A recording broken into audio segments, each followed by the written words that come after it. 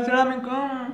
आज के तेरा पूछे ये पेटू मले पेटू को त्रिटे में सली अब मक्का असलम के तारे क्यों चत्ता मैं उस बात को चुके मांगने की कोशिश कर रहा हूँ क्या आप आगे पहले और हमारे शहरों होने से पहले ये पेटू में उस तरह के लाए थे पूछी जब सलाम वाले असले पहले के लिए अमल के असर के लिए आदमी आगे पहले उस पेटू अमल में जमा उनके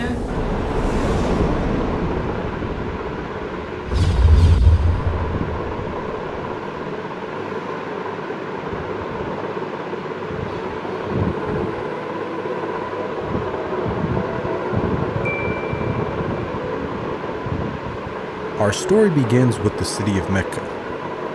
It is said that when Adam and Eve were first expelled from paradise, the two were separated, with Eve having landed near the city of Mecca and Adam having landed somewhere in the Far East.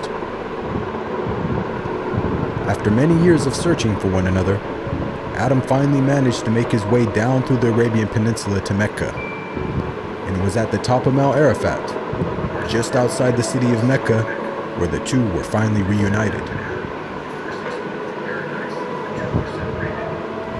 Mecca is also significant because it is considered the first place on earth that God Almighty was worshipped alone.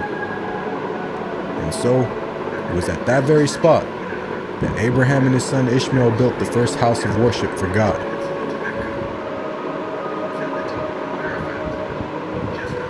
In honor of this, God Almighty had built in the heavens a similar structure for the angels. And it is said that every day, 70,000 angels come to that building to perform their prayers and then leave, intending never to return again.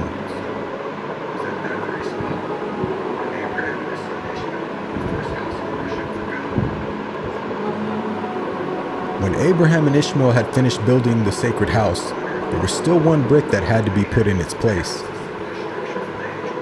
And so, Abraham sent his son Ishmael off to find a unique stone that he could put there. But God Almighty destined that the final stone that was to be laid would not be from the material of this world, but instead a stone directly from the heart of paradise. The angel Gabriel then brought the stone down to Abraham, who proceeded to put it in its proper place. It is said that when the stone first came down, it was a pure white color. But due to the impurities of this world and the sinfulness of man, the stone slowly began to fade and eventually turned black. As time passed, the city began to develop, with the people of Mecca remaining upon pure monotheism, worshipping one God alone.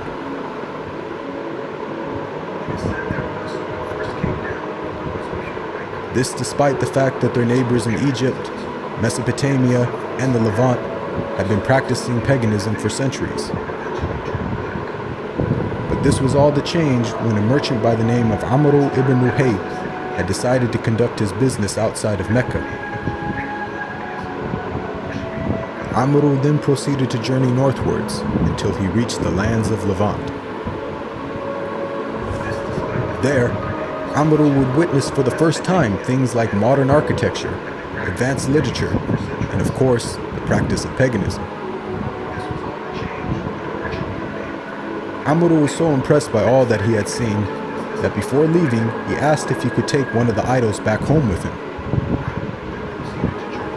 The people agreed, and so Amr took the idol and placed it along with the other goods and merchandise in his caravan.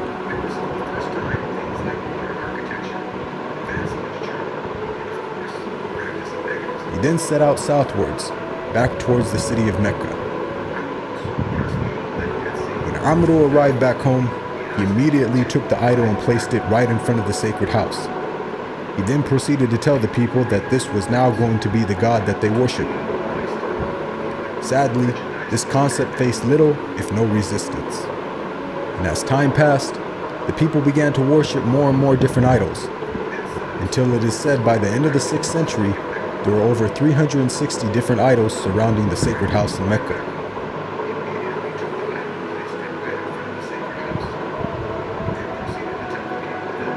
As the years passed and paganism became more prominent throughout the world, the people who still practiced monotheism knew that the coming of a new prophet was close at hand.